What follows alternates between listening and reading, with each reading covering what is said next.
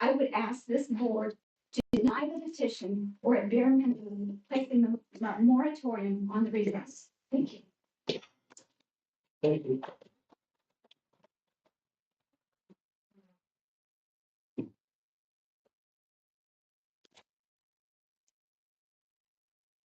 I'm Rachel Brody. I live on 108 in Bristol. I have something that's hopefully pretty simple to answer. It was said that it won't affect the traffic very much, and I'm assuming you're discussing like into Bristol because you're saying it's going out on 120. But technically, that was rezoned to city right in front of HIV anyway, so that would still be city. But either way, how many people will there be per shift? How many shifts will there be? Will there be two? Will they be staggered? And then to the town, as far as funneling those people out on 120, has there been any request, any assessment, any approval as far as putting a light in on 120?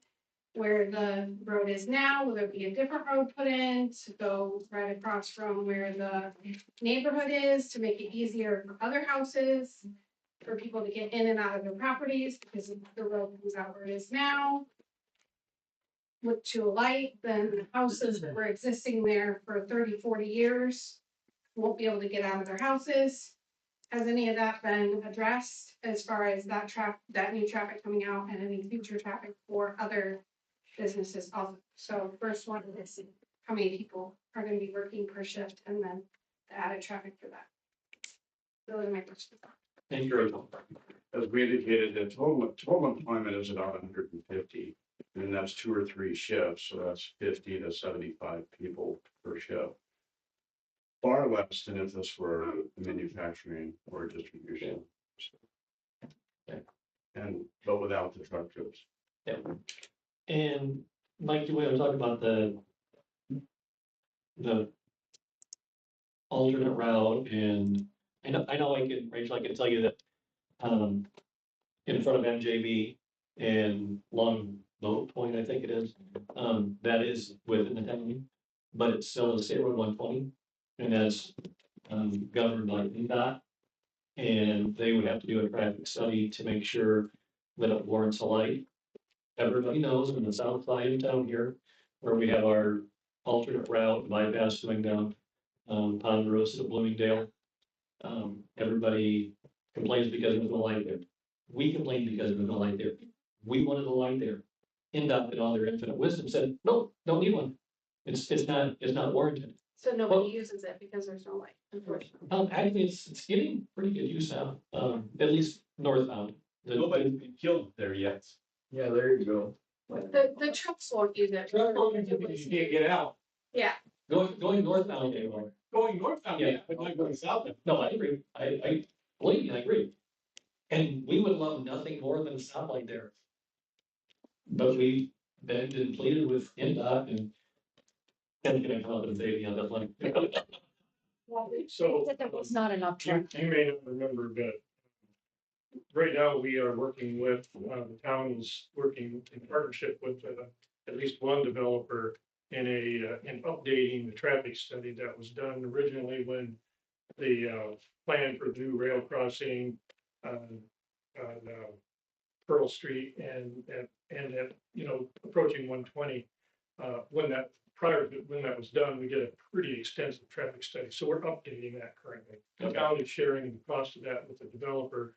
That is on the east side of State Route 15, directly across from Industrial Drive. So that is a really comprehensive traffic study. And when that is complete, we'll have a really good idea relative to the predicted timeline for whether any traffic control devices will be included on State Route 15 north and south, or on State Route 120 east and west. And what other type of geometry will be incorporated into those roadways. So that's in process. Yeah. So, and that will also serve the data center site. So we've been, and by the way, in case anybody doesn't know, town of Bristol's been wrestling with this traffic condition since like 2008. I think we first started talking about this. Kathy, we started talking about this a long ago. So It's an ongoing process, very detailed and carefully approached process. So, And the, like you said, NDOT, Indiana Department of Transportation. They didn't think we had enough traffic coming through town. I live on 120 in town. And they didn't think the traffic was warranted for a traffic light. So, When they put that in though, that road, that bypass, NDOT already told them there's not gonna be traffic light there. That was, yeah, they knew that when they put that in, there would be no light there. They Right. already told them. So that was not a surprise, no traffic light. Right. But we requested it multiple times. I know, I'm not saying that. Yeah. I'm just saying that whoever put it in or however we did it, it was already known ahead of time that there'd be no light there. Correct. I would agree with that. That's true. Mhm. And the way that NDOT answers that question is it has to meet the warrant that is prescribed by federal highway and state highway standards. We haven't met that warrant yet. So that is the reason why we continue to come back to that study and update it. Because we're looking for that threshold where they finally say, yeah, we agree to light up. And we're doing everything we can to coax them along to that. there's another tactic, and I'm assuming nobody from NDOT is watching. Next year, I hope you know that all commercial traffic will not be able to use Main Street. They will have to use Ponderosa and Bloomingdale. That's the detour. It'll be forced. Yeah, Because of the new construction here. So that will develop some new habits. But I've also asked NDOT, would you consider a temporary stoplight there? And they haven't said no, certainly haven't said yes. Temporary stoplights have a habit of becoming permanent. So we'll see. The challenge for us is the industrial drive connection now may warrant a different type of pattern, but anyways, we hear it and we're working with NDOT to do something.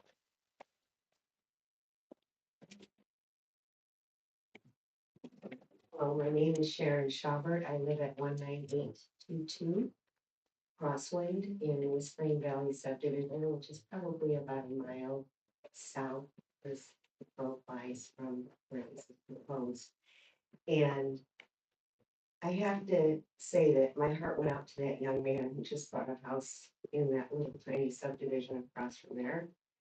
Because that was my biggest concern, and even as I reached out to every single one of you councilmen last night with an email to express some of my concerns about this project and this proposal, is that community and some neighbors, closer neighborhoods as well. But when I consider that little neighborhood and how it's nestled in by those trees and just, I can only imagine how this young man felt when he bought that home and thought he'd gotten a real golden egg.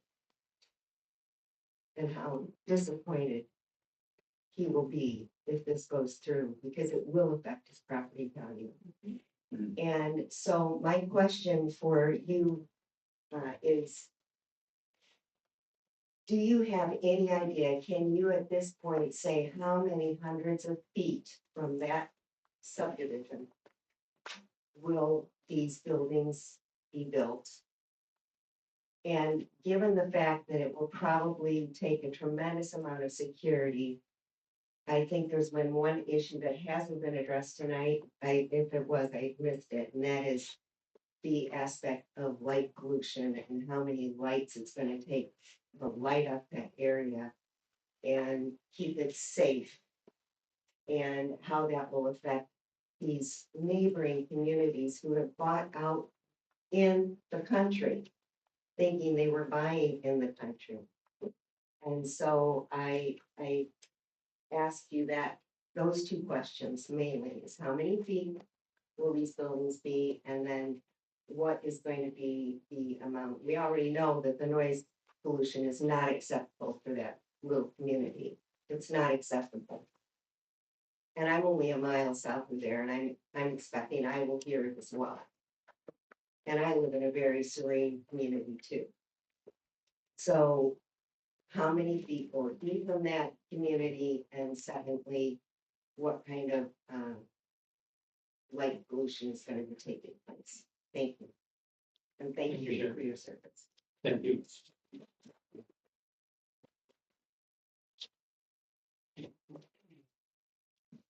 Sure, thank you. I know light pollution is a concern here. We've been told that and warned about. There are a number of techniques that we use. All the light fixtures are shielded and downcast, so they don't uplight. The light puddles. It's downcast lighting. We don't uplight the buildings because that's reflective and does cause noise. Noise pollution, lighting pollution. So the buildings aren't uplit. We can reduce the pole heights of freestanding, parking lot like standards from 25 feet to 18, as is typical. We can limit the height of light fixtures on the building to 35 feet, and again, they would be downcast. Part of the development ordinance calls for class 3 buffers around the homes. The homes that you see clustered here, and we have some images from behind the homes and here, very highly wooded around them. But there are some existing buffers that are not on our property, and we would supplement that with the berms and the landscaping that we spoke of. But and I think lastly, sorry, on the lighting, we could submit a photometric study as part of our site plan review, so the town staff can gauge the light pollution and be confident it's not going to cause a problem. Okay. And how many feet? Well, I don't know yet, but we've committed to those neighbors to do an additional buffer around there. The required setback is 50. I'm sure we can do at least 100 with a buffer. Under berms, how tall are those, just so we got an idea? However tall Mike makes us build them. I mean, if their light poles are 18, let's put berm up 18. I don't know, Ken, do you know what the standard, well, not a bad idea. What's the standard on class 3? Here's coming. Do you know the standard on class 3 berm? Yeah, class 3 is somewhere between 6 and 8 8, and then you could put trees on top of that, plantings. plantings on top, And or a fence. Yeah. and or.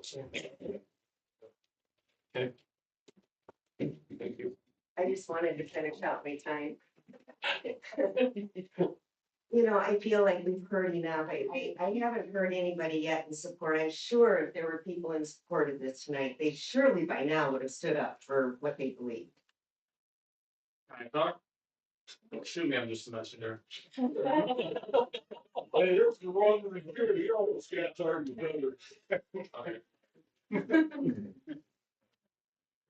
However, we haven't heard anybody yet rejoice over this proposal. And I just want to caution each of you council members to choose wisely. Consider whether or not we're selling the soul of Bristol for something that we're going to regret much later down the road. Please choose wisely. These are real people that you're affecting. It's not about the money. It's about real people, real families, real children growing up in this community where we feel like we built in a relatively rural area. Thank you. Thank you, Sharon. I'm Bob Walker, 18993 East Indiana Lake Road. And I have lived nowhere near this. I am a citizen of Bristol and I'm a caring citizen. 2 questions I have is, what is the useful life of a data center? Well, it has to be, you have an exit strategy to replace it. Number 1. Number 2, at this stage of the game, this development, Gensel is an excellent architecture. Excellent. Probably one of the best in the country. You would think there'd be a conceptual site plan so everybody could understand the volumes of buildings, vehicular circulation, green space, retention ponds, whatever. Yeah.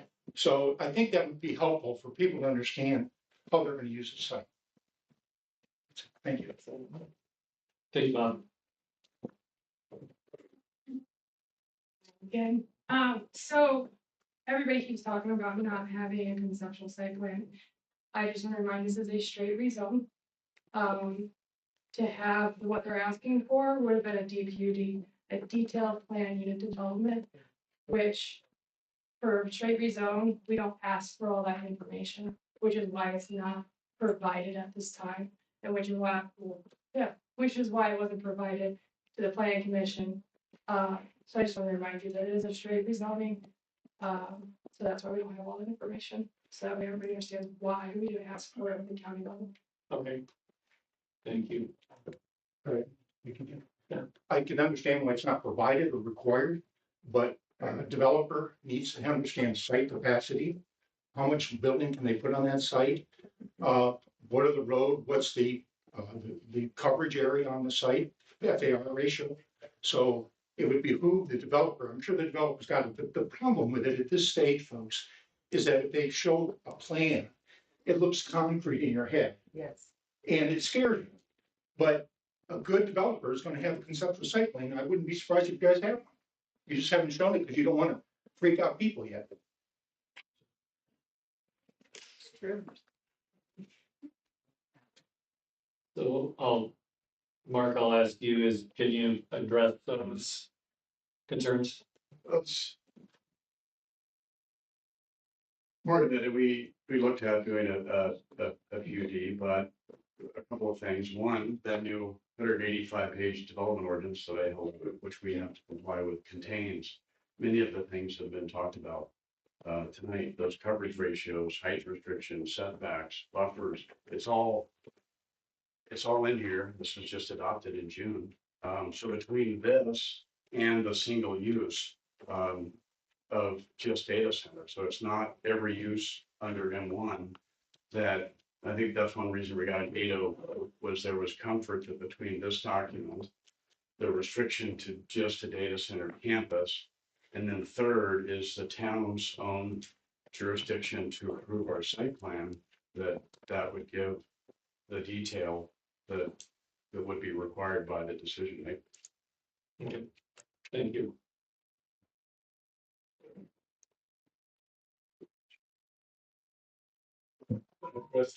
The property values that someone else mentioned, I'm not sure who it was. I have been out there 20 years. And my property values have steadily been growing until Belmont came in. Now my property values are going down. Now, a quarter of a mile west of me is that east property line of this project. Now my property values are going to take another hit. Who or what's going to compensate me for my property values? And who, I mean, let's just be crazy for just a second. And let's suppose this data center is not all it's designed to be. And there's some nefarious things going on. And I know you're probably not a nefarious person, but I'm playing the devil's advocate here for just a second. And I'm sorry, I'm having a senior moment here, but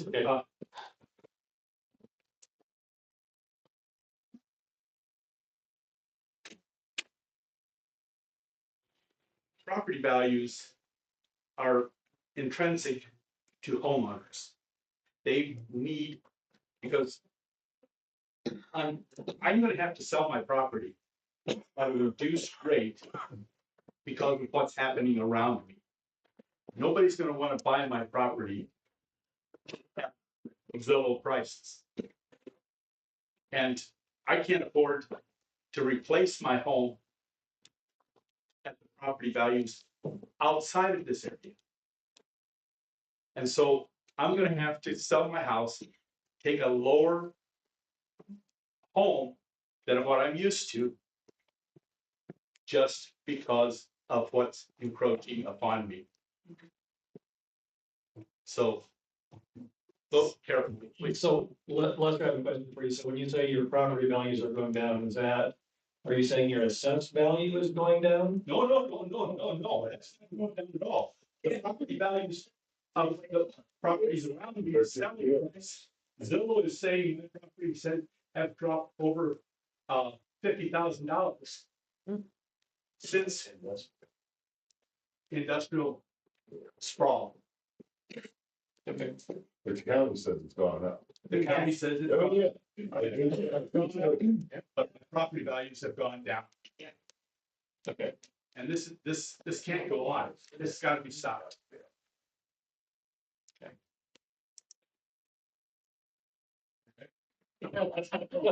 Please.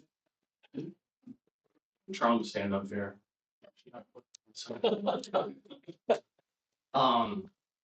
My name is Ryan White, commercial real estate broker, Elkhart County, 20 years. I was tasked with selling the property for the Willow Home Farm. Months ago, maybe 6 months ago, before I knew anything about your guys' concerns. We tried to zone M2 and we went to county with that, and that's when neighbors showed up. And I wholeheartedly like feel bad about the situation of what you're dealing with. And I'm not just saying that, I'm from this community too. I'm not gonna talk you into liking a data center, like it's fine. If you feel data centers are negative, then that's probably the way you're gonna feel regardless, but, so I'm just gonna tell you what I do know is, so.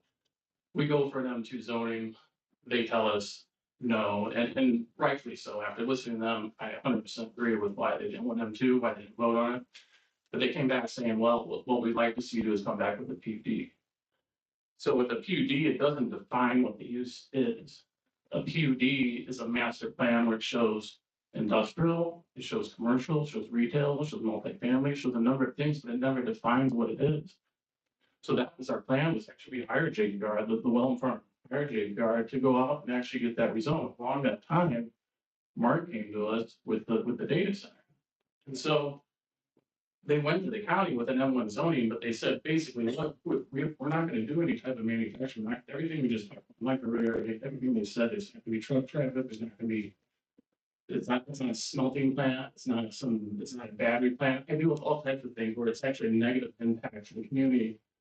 I'm telling you, I'm saying this, like, Mom, this isn't a negative thing in your community, and I know you're not gonna agree with me, but it's just the way it is, and if this doesn't go through, it's gonna sell.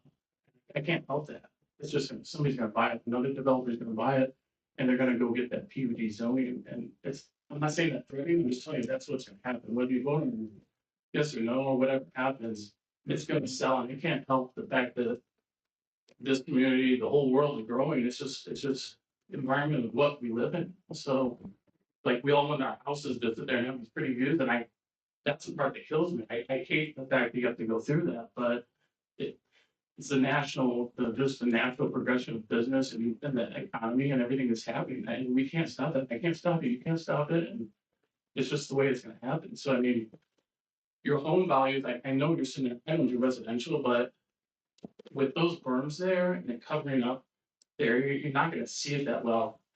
I don't feel like it is gonna impact the homes, and I feel like actually people that are coming in who work at the data centers are gonna wanna live close to it. And I mean, they're gonna be looking for homes as close as they can, and there aren't any residential homes. So I mean, as far as your value goes, Lester, I mean, Valmont, I 100% agree with, like, that totally impacts your value, but the data center, I think it might actually help it. And you agree with me or not, but that's my opinion. So, I mean, I'd like to help you guys in any way I can, but like this data center, I go to communities all the time that like want to do park projects and roads and infrastructure and all these things. The biggest thing is they don't have the money. They don't have the money to do it. And this is an opportunity where I know it doesn't sound like they're building some new park for you, but it's a data center. It doesn't sound right, right? But the impact it has on the local economy here is gonna help Bristol. I mean, the money's gonna be spent. We talked about this tip, like we talked about that light. There's a plan to bring that bypass around and bring it all the way back to one point, so it bypasses everything, so it actually helps the traffic. We can't do that without projects like this. Like you said earlier, the whole fire department's paid by a TIF. Like, we're gonna get other projects out of this thing happening.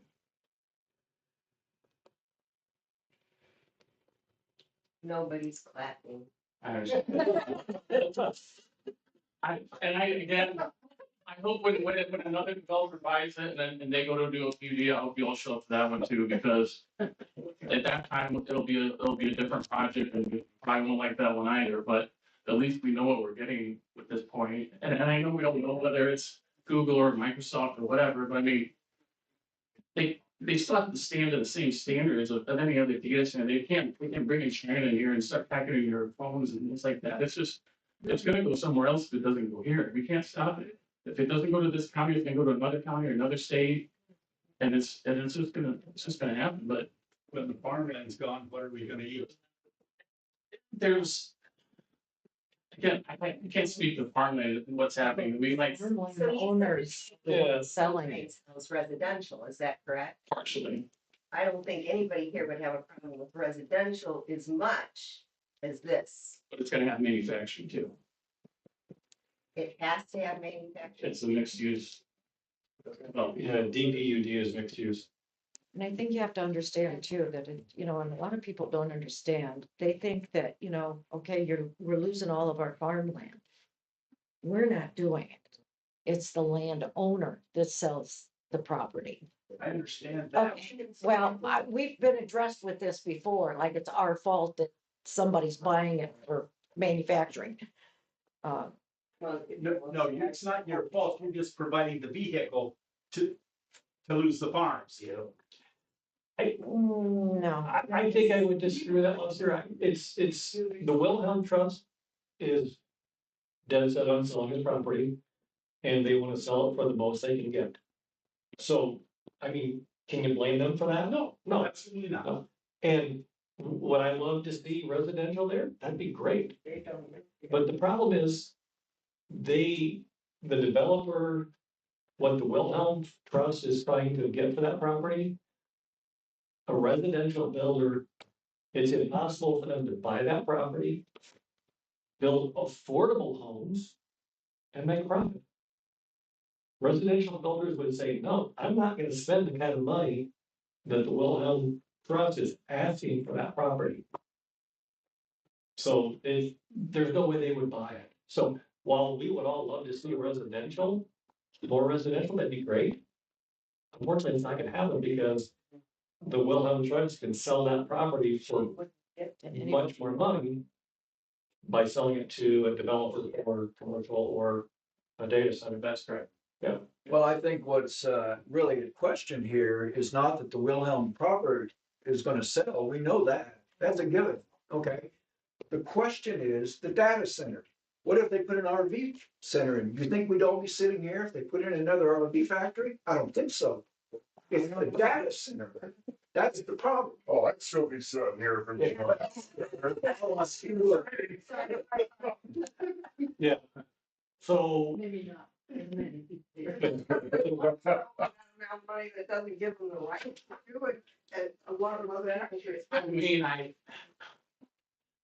I'd like to think that we'd all do the same thing, but the check that they're writing, I feel like we would all sell our farms, and maybe not, maybe, actually, I know farmers who wouldn't sell for $1 billion, but I think a lot of us would do the exact same thing in their shoes, so I hope you don't like throw tomatoes at them for what they're doing. I mean, I feel like most of us in the same situation would do Well, we're not questioning that they have a right to sell, we're not questioning that. Right. You're right, anybody in their situation would sell, that's not really the issue, it's the data center. Data center. I don't have this. And they won't tell us who, you know, is behind it, they know, that's their client. Okay, so I'll call it one more. Thank you, Ryan. Anybody else who would like to make a comment this evening? I'm Chris Knight, I live at 1003 West Petula. Just from listening all evening, I don't understand how we could vote. You know, you could take a vote with so many unanswered questions. So I guess one question I have is, what if we don't like you don't like the answers when they come? What recourse do you have if you've already approved the rezoning?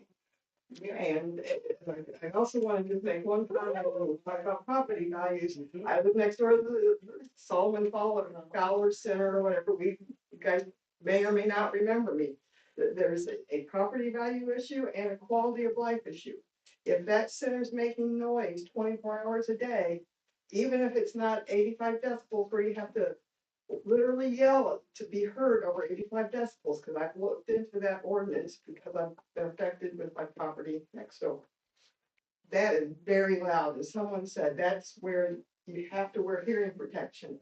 So the fact that we don't have the new ordinance yet, I don't understand how a vote could be taken with so many unanswered questions. That's my point. Very good.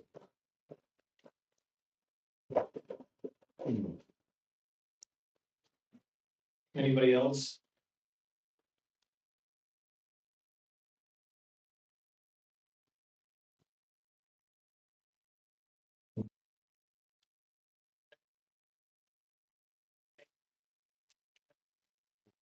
My name is Linda Clark and I live 19620 County Road 16. I'm apologizing for like last minute inquiries, but I didn't only learn about this over the weekend. And I'm a resident of Jefferson Township, but I have a property interest in Washington Township, and I have many ties to Bristol over the years. And I would mention your post on Facebook that taken down. I can't remember. So that's what I noticed, but it's not there anymore. So the one thing that I would ask the council to consider, there's a lot to know about this and understand, and I think the city information has been very helpful. That presentation answered a lot of my questions. But I think there's a lot of new information for the public and a lot of people that don't know about this yet. That are representative that, has access to all kinds of information and didn't know. I would request that the council consider a first reading tonight and scheduling a second reading of the resolution for a later date, which I would think that if you don't have any discussion, you would put the first and second reading together. But if you have a lot of discussion and answers, question and answers, it would be very democratic to have a separate second reading. There's a lot of data centers coming through and a lot of people petitioning like Microsoft and Google. And I'll just repeat again that the real estate developer doesn't have the name of the end user. So the other people that are coming in like Microsoft and Google, we know their names because they're announcing them. And they are the end user, but the real estate developer in this case is not the end user. Right. Somebody else is going to come in and we don't know that. And then I just echo the sentiment that we can't rely on the federal government or the state government. We say, well, if there's a threat to the grid or the infrastructure, well, NIPSCO ought to be responsible for making sure that doesn't happen, or the federal government should regulate foreign threats or weather threats. But we've seen over and over again that we can't rely on them to do that. And I feel like just like you would have a disaster preparation plan for your house or your business, disaster preparation for Bristol would include being sure that we know who's coming in and that there's control over that. And I would say after you turn loose of the zoning, the plan commission put in a requirement that it go into a data center. I just feel like you have lawyers and everybody else to say, well, okay, we can make this use expire when like with the current owner, and whoever the new owner is has to come forward. I have a bunch of other stuff that's in my letter and that I had comments to, but that's at the courtesy of the council. So, Thank you.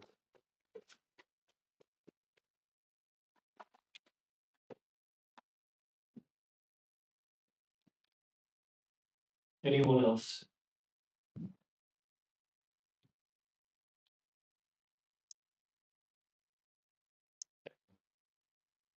I guess I'll go last. Okay.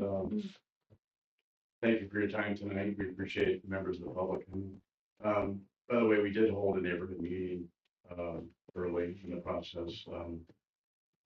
Before we went to the Elkhart Planning Commission, we held all the neighborhood meetings, I think fairly well attended to try and get out in front of the process and speak with our neighbors and folks around us. So we did do that. I think there are reasons to vote yes for the project. It is consistent with your comprehensive plan. The county voted unanimously to recommend to you that approval. I think the diversification of your employment base is important to provide technology jobs, to bolster the current manufacturing jobs that you have. The property tax contribution will be massive to the county, and that can be put to a lot of good. About 45% of your taxes go to local schools, so there can be an extraordinary property tax contribution to local schools. Also, I think with the magnitude of the property tax payment, that helps take the burden off of residential property owners and puts more burden on the commercial properties such as ourselves. Of the choices that could go here, data center is the least traffic generator, and we think one of the most benign uses that could go here. Versus, I think there are a number of uses that would be worse for our neighbors, and I think it will provide tremendous long-term benefits to the community. So we would hope for your support. Thanks for your time and attention. Thank you, Mark. Okay, so,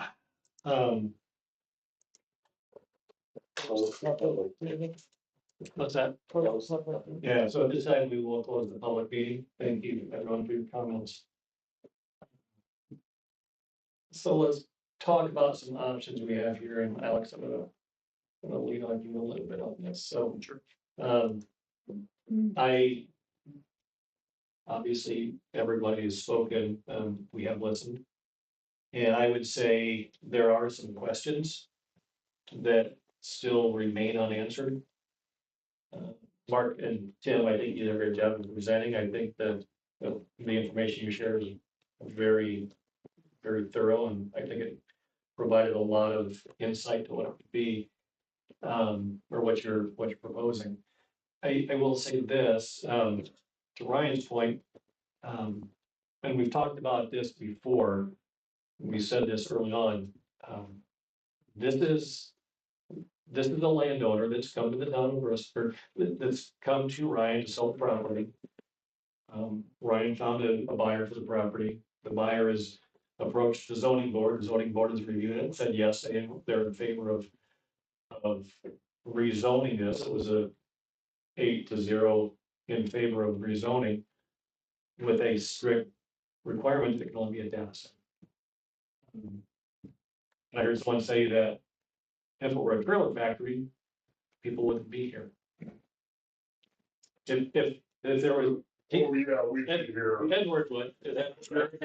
So with my neighbors, they'll be So, to that point, if we look, I'm gonna use my mouse here to the left. So this is MJB, this property, I think it's right in this area right here. No, this is MJB here. No, you. No, you're right. You're right. The other trees are still there. Okay, That's Soaring Rail. so this is Soaring Rail. That was a 500,000 square foot. Yeah. How big is that? Too big for the area. 500,000 square foot building. We did a zoning request on that. We did that through, the same process we're doing right now. We didn't have one resident show up. That's a 500,000 square foot building, five bays, right, Ryan? Right, 300 of it has, AM General on it. Yeah. So 300,000 square feet of that 500,000 square foot building is occupied by AM General. Which you didn't know at the time. Which we didn't know at the time. Nobody knew what that was gonna be. So I'm just kind of giving everybody that the process we're going through right now is, I think, more definitive, because we know what the, it's gonna be a data center. We don't know who, but in my opinion, I don't know that that's really relevant. Same thing with Soaring Rail. When that building was built, we didn't know it was going to be in general. We didn't find out until after the fact. Nobody came and asked us about that. What year was that? 3 years ago, 2020 or 2020. 2020, 2021. 2021, yeah. Oh, why do you think we're all here now? Really We're was tired of all these buildings coming up. to get That's it why all we're all here. together. Understand, We're waiting. understand, but to Ryan's point, if this doesn't go through, the property will sell. And it will more than likely get approved as a DPUD. And then nobody will know what goes in until it's being built. You guys have to approve that? What's that? Would you have to rezone for that to happen? Yes, So. So you rezone this for agricultural then? No, it's already agricultural. So, So and basically you can say, no, it's not gonna get rezoned, then it's gonna stay agricultural. we could, and I'm gonna lean on my good friend Alex next door here, our legal counsel. If we say no to this proposal to go from agricultural to M1, the Wilhelm Trust could decide to take us to court. And they could say, the town of Bristol denied us the ability to sell our property for a profit. And it could go to court. And the court could say, yes, the town of Bristol denied you the ability to sell your property at a fair value. And the court could say, I'm going to override the denial by the town of Bristol zoning request and award that zoning request to the property owner. Is that a correct statement, Alex? It is, when a decision of the town council is made, there is always an incumbent risk of litigation. Is there a precedent case that demonstrates that? Question. sure that. Yeah. I can't answer that one. I can report with confidence that there are a number of judicial decisions that relate to zoning decisions made by legislative bodies. Yeah, to wherever the question was. In northern Indiana, or in this part? You know, there are some, yes. Yeah, I can say with confidence there are some. So really what you're saying, Dan, this is just a formality. It's already a done deal. Because if we deviate from it, then we end up in court. Not necessarily. Well, conversely, they could sue because their property has been decreased. So either side could sue, I would think. To make the record clear, while there's always a risk of litigation, Indiana courts are clear that rezoning decisions are a legislative function that are vested with the legislative body. So, yes, there's a risk of litigation. You walk outside, there's a risk of litigation. But courts tend to give great deference to the legislative body and their fact-finding ability. Isn't there a real term here that gets used is called highest and best use?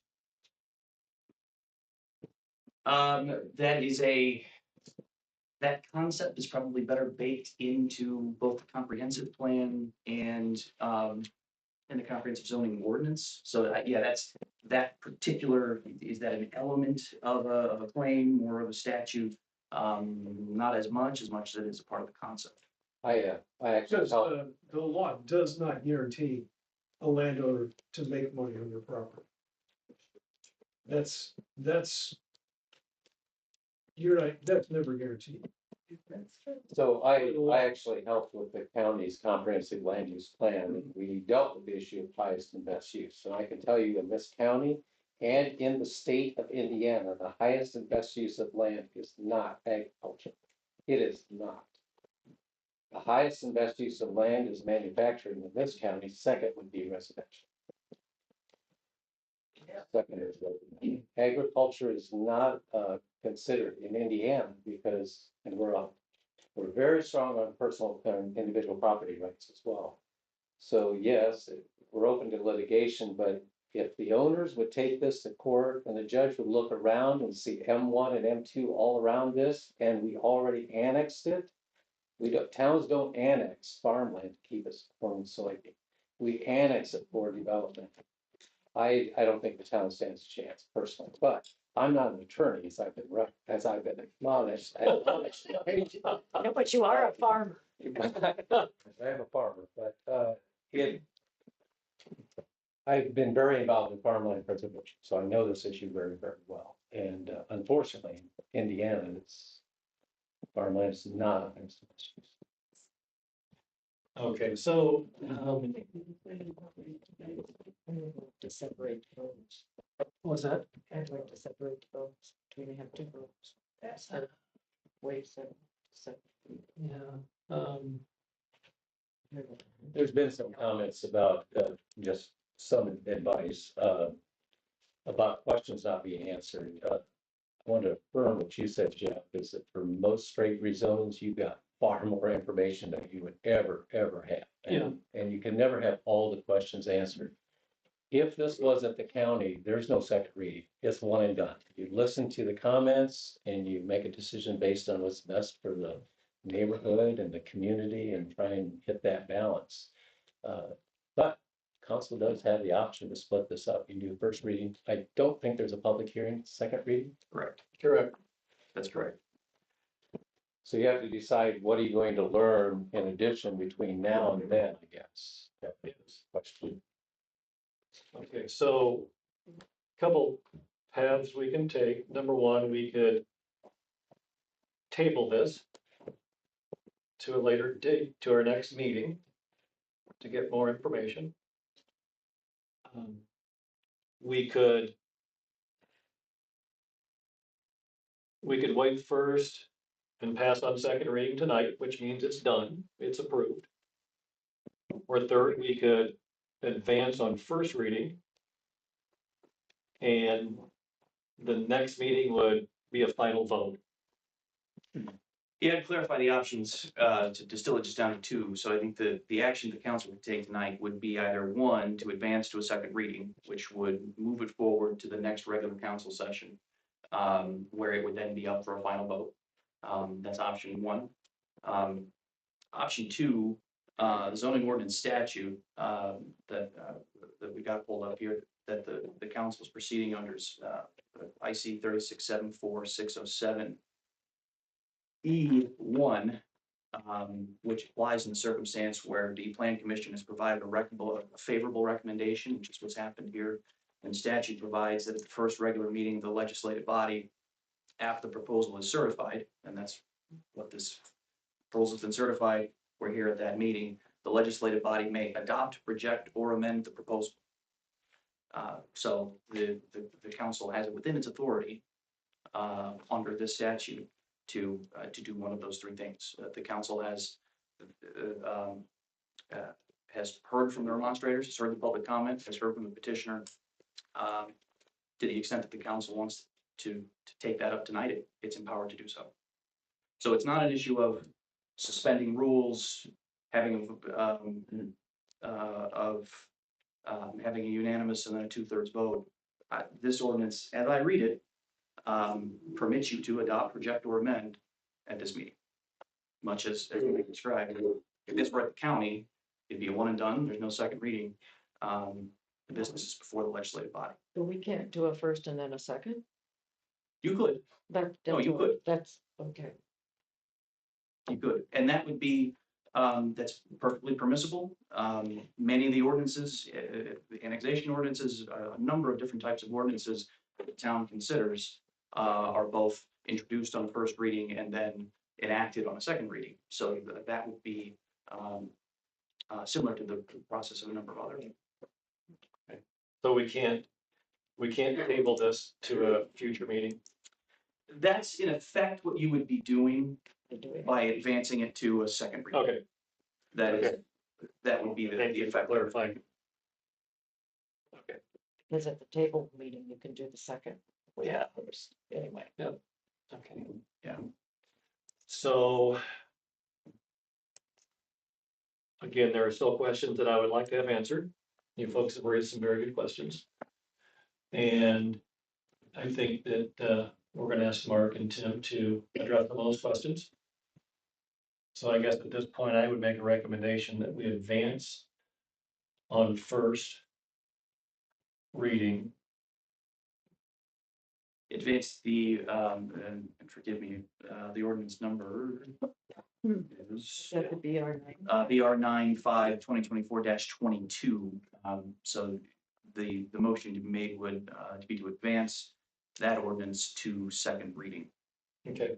I'll second it. Third. Okay, so I made the motion to advance to second reading. Kathy has seconded that. Open for discussion.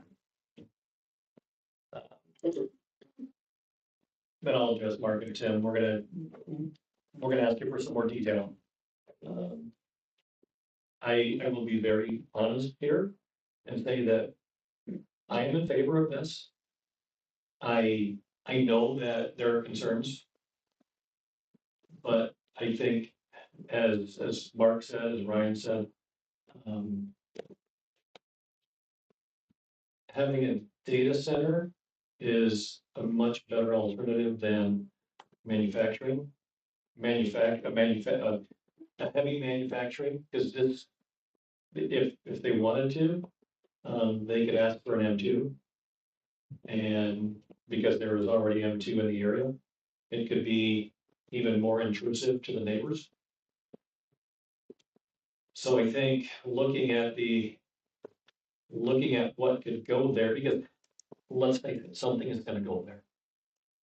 The Wilhelms have decided they don't wanna farm. They don't wanna lease the property to farm. They wanna sell the property. And they wanna get the most money they can. So it's going to happen one way or another. And I personally think that the data center is much less intrusive than manufacturing. So that's just my opinion, but I still have questions for Tim and Mark. Because you guys, if the public has raised those questions, and I want to get some of those questions answered. Specifically, can we get more definition to what the berms would look like? How they, what they would do to reduce the noise emission? What they would do to reduce the light pollution? And address the things that folks have asked about tonight. So that's kind of my comment. So, any other discussion from council? I mean, I guess the biggest thing is, the site plan has to come for us for anything to be built, regardless of zoning. Like, once the zoning thing passes, if it passes, if it gets denied, we'd have to see a site plan before any construction can happen. Right. And that's the point we find 90% of what berms are, what can be done, is at the site planning stage. Right. So. And we can enforce stricter standards if we want to. If we don't feel that the site plan is sufficient, we can ask for changes. I have a question for Alex. If the zoning is passed and the site plan is presented, but the site plan is not approved, can they still put in there? And we say approval on the site plan, correct? Yes, the town council has approval of the site plan. And as far as the rezoning is concerned, the ordinance that is before the council provides for M1 with the restriction that it's exclusively a data center. And So if we don't approve the site plan, does that go away? No, they just can't get a building for that. Correct. That's correct. So it would stay A1 for a data center no matter what. M1. M1, I'm sorry. That's correct. So we would, okay, got it. Answered my question. Okay. Oh, happy to. That it was wonderful answer. Thank you. Any further discussion? Okay, so let's take a vote. Doug Smith, Yes. Dean Renfro, This is voting to. advance the second reading. Yes. Kathy Burke, Yes. Greg Dolsky, Yes. and Jeff Beach is a yes as well. So I want everybody to know that it doesn't mean this is finalized, it doesn't mean it's passed. It just means we are considering it, we're waiving it to the second reading, and we're gonna ask you guys for some more information. All right. The next meeting's not open to the public discussion. Oh, it is, well, so there is, Hearing. yeah, so there is, there is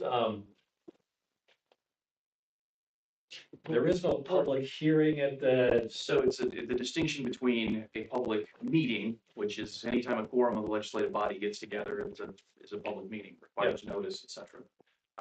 But there's no obligation of the legislative body to conduct the same level of the same hearing that we've done here.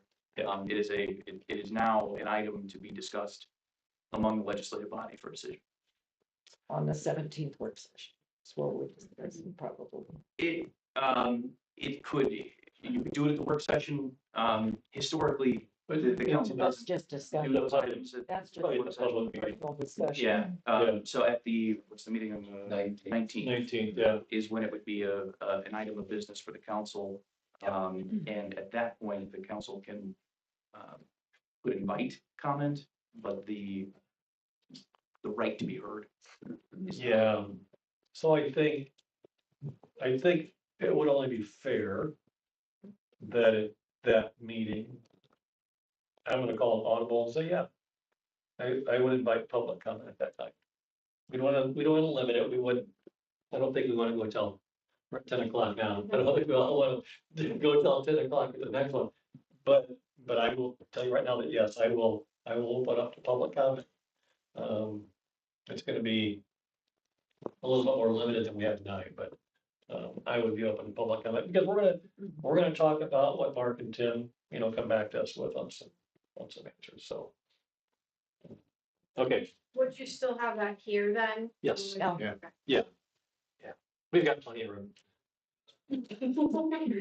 Okay, which agenda am I looking at here? Right here, We have one more planning right here. agenda. Yeah, so, okay. Of course, so Laverne is here. He might be upstairs, so if Laverne wants to make his way down. I did learn, by the way, that we have a 2-hour limit on live streaming on YouTube. They shut us down at 9. Oh, did they? So I restarted, we're on the YouTube channel, but. Thank you for Absolutely. Sorry it was so late last night. I wanted to respond right away. I know. No, that's okay. Thank you. Thank you for coming in. Grandkids I was watching all day. Wonderful. Good discussion tonight, and I really thank you all for your patience and considering our complaints. Thank you very much. Thank you. Right? I second that. Thank you. Thank you, Les. Okay. Yeah, I guess you go up and get Laverne. Oh, here he comes. He's here. That's what I'm looking for. You got it. You got it. Good job. Good police work. Let's see. As soon as, are you ready? Yeah, okay, so, let's call the meeting back in order. So next item on the agenda, Laverne Coffin request to have horses on North River Road property. So Mike, you wanna? I think I'll just have Laverne explain the situation and his request, and if you guys are amenable to it, then Alex will tell us how to do it. Okay. If you're not, then he won't. Okay. Yeah, I'm Laverne Coffin. My address is 4105 West Ship, 20 Ship's One. And we're probably in another year or so, we'll be empty nesters. And we were looking for something smaller. And we found the 4 acres over on 302 North River Road. And it sort of fit the bill. And all of a sudden realized being in town, there was some restrictions on animals. So I guess what I'm looking for tonight is if there's an option, talking with the realtor, one of her co-workers, dad was David Callahan. he lived there until 2002. He used to have 2 to 4 horses there at that time, and the Bristol Police Posse used to use that as a staging area for their horses at that time. The back half of it, or a third of it, is all woods. We're not taking any woods out. That's one of the things we liked about it. We had earlier lived in a property with woods, and we missed that. There's very little road frontage, so the horses probably wouldn't even be, very little be seen from the road. The east side has woods on it, the west side has a wooded tree line. So I guess that's sort of where I'm at, is we would love to live in the town here if we could. You know, it's something that, we're looking to downsize from where we're at, and it sort of fit the middle. And, it was still drivable to Shipshewana with a horse. Anything farther west of here is almost too far. I mean, you're going 16, 18, 20 miles, it's too far. So, that's sort of, and you can probably. Is that Lloyd Miller property? What's that? Is that the Lloyd Miller property? No, it's, also pole barn. He's got it now. This one right here, Dean. It's Windross, I think is the owner's name. That's there. Yeah, Robert Winthrop. Windross, yeah. It's right across from Kathy. Oh, the old Hart Sill property. Yeah, where they were gonna put the housing development? No, that's the one next door. No, that's next one. Yeah. That's the one next door here. Oh. And so far as the main thing, we were just about where the arrow is in that general area, in that between the house, barn, and the shed is where most of the pasture would be. Possibly have pasture out on the east side of the driveway just because we don't want to have more yard to mow than we have to. That's I guess sort of where I'm at. Yes, as you get older, you look at things a little different than you did when you were younger, and it looked like it'd be nice to live closer to town and closer to the.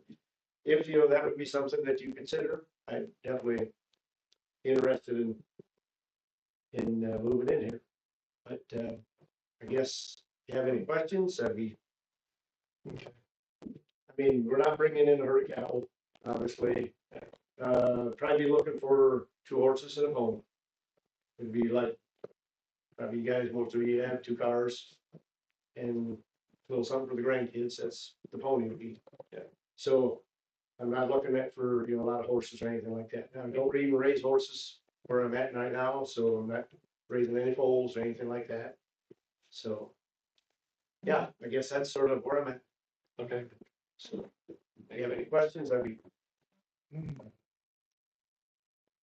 So, Kind of can of worms that open up. yeah, our ordinance right now, Laverne, doesn't allow for, considered farm animals. Yeah. So it does kind of set a precedent for us where, we just allowed chickens last year, 2 years ago.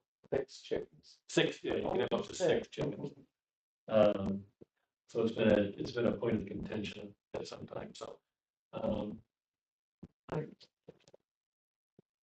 I think we would be opening up, I mean, having personal opinion from in town, I think the chickens opened up something. I know that we've had people that have had horses, that were in town, that actually moved out of town because of the ordinance. You open it up to a horse, then you open it up to a pig, and you open it up to, a donkey, and you open it up to something else. Or a goat used to live downtown. A goat that used to live downtown. Which I understand your situation. I really, really do. My family comes from Jim Towns. When there were trails, we had horses. Yes, and, We, they were if we allow someone to do it, then somebody else is gonna say, well, he's doing it. Why can't I have a pig? Why can't I have a mule? Why can't I have a lion? I don't know. If I can provide some clarity on at least what the process and procedure would look like. The question that's posed to the council it's not in the sense of a use variance or a zoning variance or something to that effect. It is instead a deviation from the town's prohibition on farm animals and the way farm animals is defined. So the procedure that the council would need to follow, I think would be a revision to the ordinance. It isn't just a matter of yes or no, it's a matter of amending the ordinance to provide for a process and procedure, much in the way we talked about increasing the number of chickens and what. 6 to 30. Right, to provide a process whereby a landowner or a resident can come before the council, make a request, meet certain obligations, et cetera, et cetera. So it isn't just a matter of yes or no. It's a matter of if yes, then wholesale amendment to that ordinance as it pertains to our procedural. Correct. Once we do that, though, then we can't restrict anybody else. Well, we know which ordinance says. Yeah. Yeah, it would, you could. So much acreage. You could define it by acreage. You could define it by acreage. You could. So now in the county, you have to have 3 acres. Right, right. And that's, and if I recall, and Mr. Kaufman maybe will speak to this, that there's a process under the county ordinance that would permit horses in a certain size lot with I believe in R1, it's a consideration of a special use, if I recall my research correctly. But that doesn't have any applicability to the town's prohibition. The town, from a health and safety or just from a police power standpoint, says no farm animals. And so regardless of whether it satisfies the county's ordinance, the town trumps in that sense.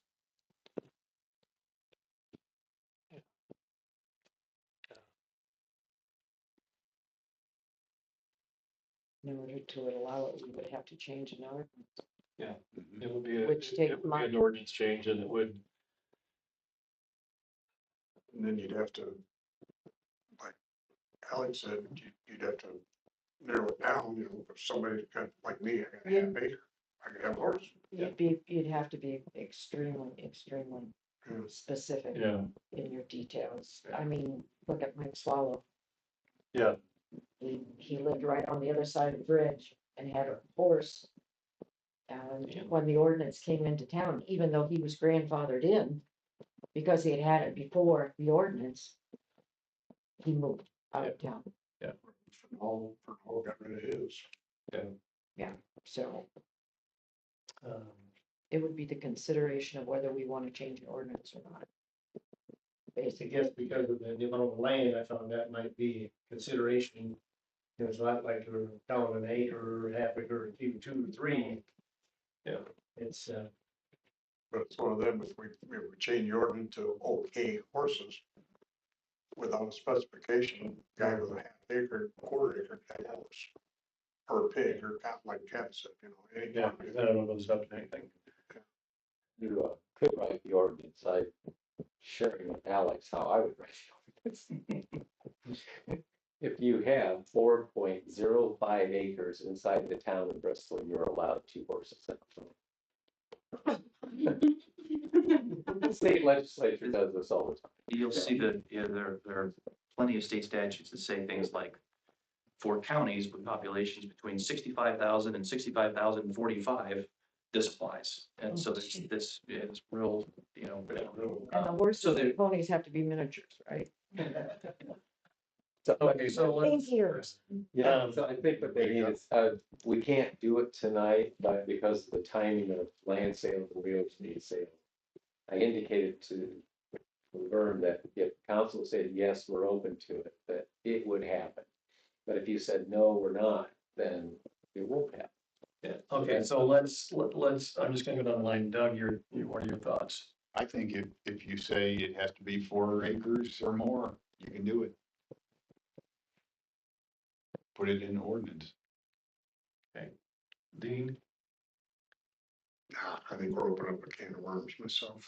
I lived with horses out in my subdivision and come home to watch them flower beds tore up and everything else because they got out. And then, nothing against you people, but I think we're opening up a can of worms that we won't be able to close. Kathy? No, Greg? No. Um, And as much as I hate St. Laurent, I would be a no as well. You can see my name right there. Beachy.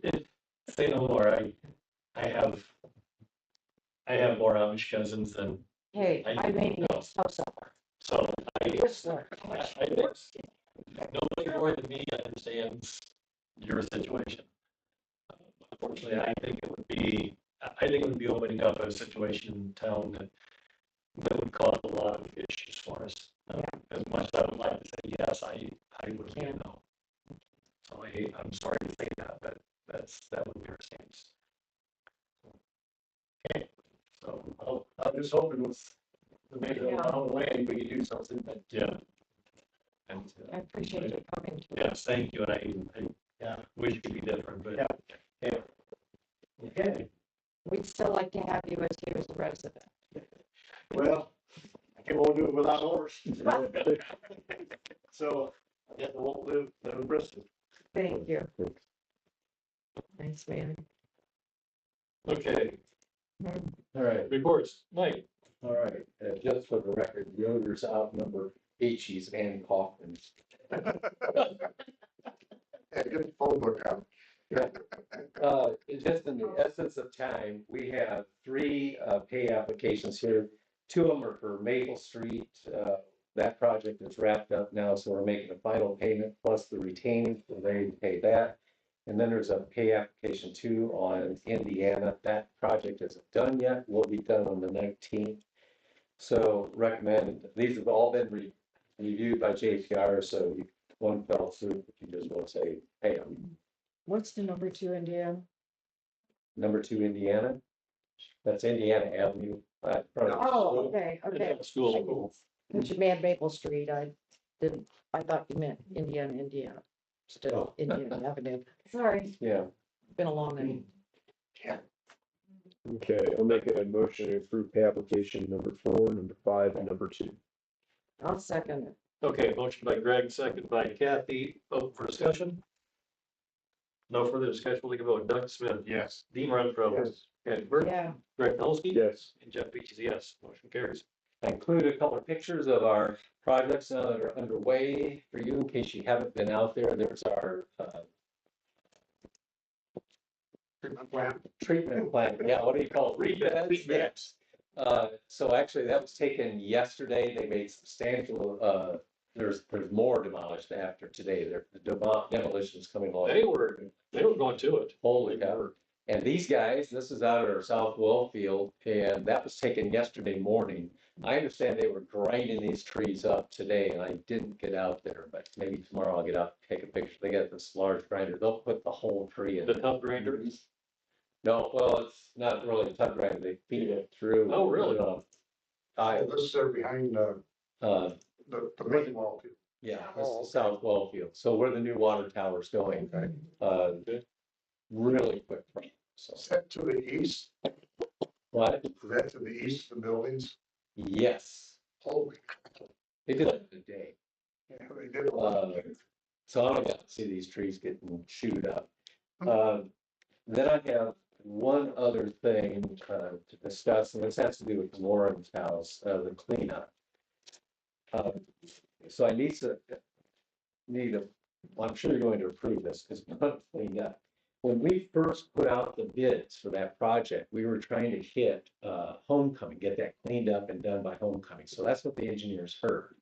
So we cleaned that up based on NDOT standard 202, which was like a 3,000 or 4,000 page document. What that said is that all you have to do is remove the foundation till you can get a foot of cover. And which is not unusual, sometimes that's done. But if we want to sell and build on that, somebody's going to pull that foundation out, all of it. So after we had more time, we've gone back, and so we pulled the entire foundation out, and that's more than what the folks bid on. So our bid was 34 something. 35,000. The next highest was Niblock at 89,000. So the additional cost to move all of that foundation out is about 35 to 36,000. So we're still below the next. Since we're into September, now we can pull all of those trees out of there as well that were not in that original. So the tree bill is going to be about another 24,000. He's getting another quote, but that's not bad for all those trees. So that'll be our cost to get that site cleaned up and ready to go. The engineers will be out on Monday to take a look at. If you drove by today, it's really close. He's got a nice flat area that's sloped down to another level area. We may want to leave it that way because it allows for the next use to have like 2 stories already without doing any much estimation. So we'll see what the engineers say. When we say take the trees out, like all of them? Or that's the plan unless you don't want. Why? Why would we take them all in? You have no view of the river trees there. So my guess, well, the trees along State Road 15 and the bridge area will have to come out for pedestrian bridge. Yeah. And then. That I understand. Yeah, but. So other things are down in the river. If you don't want them out, leave them. Well, so here's my thought is, okay, do we spend the money on it? The $25,000 to take trees out, or when we put out our RFP, they can do it. They can do it. If they want to. Yeah, if they They want. may not want to. Yeah. Yeah. I'm guessing anybody that buys that will take those trees. Yeah, they're gonna want to. View is what. Yeah, because it really So since when are we gonna sell it? blocks the view. Since when are we gonna sell it? What's that? Well, you don't have to, but you plan I on said, keeping since when more. are we gonna sell it? He keeps saying, you know, it sounds like you guys have already decided to sell the place. What are you gonna do with it? Make it a green space. We're talking Put it about down. stuff. Yeah, I'm talking about a restaurant. No, you can't put a restaurant next to the light because you have no access, no input and output. I'm Everybody thinking walks. just a regular green space. Well, first of all, that's really valuable property that you can do with what you want. People in Bristol are going to have to get used to walking from the south to the north side of the street. You can't park in front of the restaurant. There'll be a big parking. That's true. So, the next work session, Alex is going to be prepared to tell you what your options are with that land. Yeah, that's next work session. Yes. Okay. So that's on the next. 17. Yes. So what I'm hearing is take the trees out along the bridge, but leave the ones along the river. Yeah. Yeah. All right. Very good. Let me qualify that. Let's take the burnt ones out along the river. Because there's a couple that are burned out. There's burnt. Couple pines. Okay, there's also, I think it's an oak tree that's right on the property line.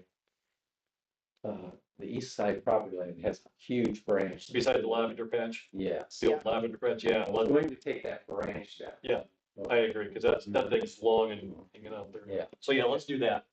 What about the trees along the sidewalk? If they're burnt. Never really gonna trim them up so you can mow them Right. out of there, That's what that. Yeah, because that, I think they're gone. oh, I think. I think they are. I guess I didn't pay attention when I drove by. Yeah. Yeah. Okay. Jill's got pictures.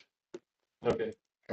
So anyways, he's doing a super job. Yeah, he is. Okay. Let's do limited trees. Leave it alone. All right, Let the next owner decide what they want to do. that's what we shall do. Okay. That's all I have. All right. Okay. Thank you. Kathy, nothing for you, correct? Pass right over to Alex. Okay, Alex. Thank you, Mr. President. 2 items this evening. The first is a resolution adopting the fiscal plan for the new territory to be annexed. For purposes of the record, this is resolution number 95-2024-8, a resolution of the Town Council of the Town of Bristol, Indiana, adopting a fiscal plan for the annexation of certain territory into the town of Bristol, Indiana.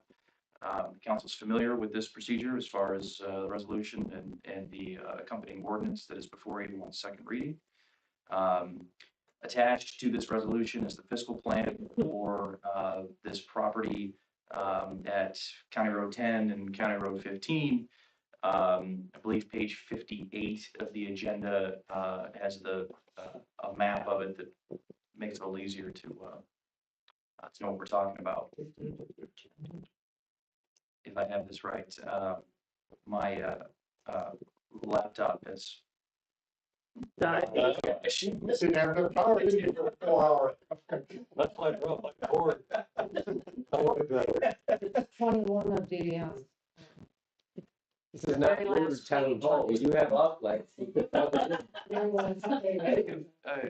have to burden Doug and I just some handheld. This is 58 of the agenda. Yeah, Is it that's this one, it. Alex? Yes. Okay. So the fiscal plan, generally speaking, this is generally agricultural land. This adds about, according to Baker Tilly, about $100,000 of assessed value to the town. A lot of the capital improvements will be included as part of the business route development. From a cost to town standpoint, the cost of services, provision, et cetera, relatively negligible to provide this here. So happy to answer questions about the fiscal plan. Generally, I think it's probably pretty familiar with a number of other annexations that the town has undertaken. But happy to answer any questions. My recommendation would be to adopt this resolution as presented. The Abby's property is south, right? That we're talking about between 10 and State 15 there. Yeah. South of town. Okay. So, where to go? Is there a motion to adopt resolution 9-5-2024-8? I'll make that. Okay, there's a motion by Greg, is there a second? Second by Doug, open for discussion? No further discussion, take a vote. Doug Smith? Yes. Dean Renfro? Yes. Kathy Burke? Yes. Greg Dolsky? Yes. And Jeff Beach is a yes. Motion carries. Thank you, council. The second item of business is the second reading of ordinance number 9-5-2024-18, which is an ordinance of the town council of the town of Bristol, Indiana, annexing certain territory and declaring the same to be a part of the town of Bristol, Indiana. This ordinance, again, sets forth the 5 parcels that are to be annexed. These are the same parcels that we've just discussed in the resolution adopting the fiscal plan. This is currently zoned A1 with a GPUD M1, GPUD M2, GPUD B3, M1, and some M2. Again, the public hearing has been held on the question of this annexation. The fiscal plan has just been adopted by the council, and so this ordinance is ripe for adoption as to bring this territory into the town. This is second reading, correct? Correct. Okay. I make a motion we approve on second reading ordinance number 9-5-2024-18. Okay, motion by Kathy, A second. second by Greg. Open for discussion? No further discussion, take a vote. Doug Smith? Yes. Dean Renfro? Yes. Kathy Burke? Yes. Greg Dolsky? Yes. And Jeff Beach is a yes. Motion carries. Thank you, council. It's all I have for you this evening. Okay. Thank you, Alex. Anybody have anything for Alex? Good job with the cards. Okay. Next item on the agenda, item number 11, privilege of the floor, otherwise known as public comment. Is there anybody in the room this evening that would like to make public comment? Any more public comment? Anything? Anybody? Okay, going once, going twice. Okay, town council discussion items. Doug, what do you have? Nothing. Dean? Nothing. Kathy? I'll get you a job on a game show. All right. Nothing. Rick? Nothing. Okay. No, you don't. No, I don't. I make a motion we adjourn. Okay, next meeting, next meeting, there's nothing there. There's nothing there. Motion by Kathy, second by Dean, all in favor? Aye. We've all been fired, that's why there's no next meeting. I didn't hear your microphone.